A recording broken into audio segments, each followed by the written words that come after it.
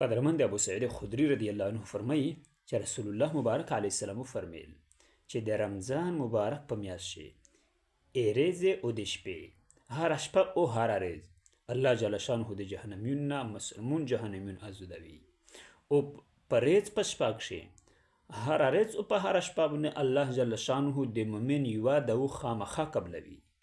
قدرمند کوي سړی وي هغه د بخر څښتن وي هغه چاته وایي چې چکشه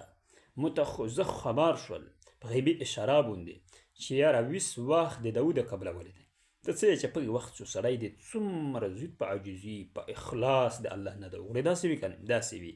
نور قدرمند دی نبي علیه السلام مبارک میشته اشاره کړې وي. نبي علیه السلام میشته هغه زوی د دور وشوی دی چې توس په رمضان مبارک شه د شپې هم د ورځې هم د الله نه د وغوړي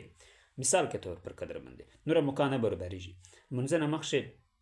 جماعت ته لوړې تلاوت وکړه 10 منټه څه کوه 10 منټه د الله نه وغوړه یا الله موږ ته خپل د شریعت مطابق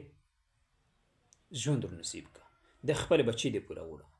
د خپل قبیلې دې پوره وغوړه د خپل کلي دې پوره وغوړه د خپل قوم دې پوره وغوړه د ټول امت دې پوره وغوړه یا الله د رسول الله د امت سره د رحم معامله وکړه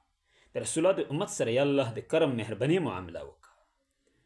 قدرمند دی ځکه دا رسول پاک علیه السلام د میش د پوره ډېرې شپې سبو کړي دي. رسول الله مبارک علیه السلام سینه مبارکه کښې د امت کې غم کې درد وه قدرمند دی تصور نشي کولی میشتوس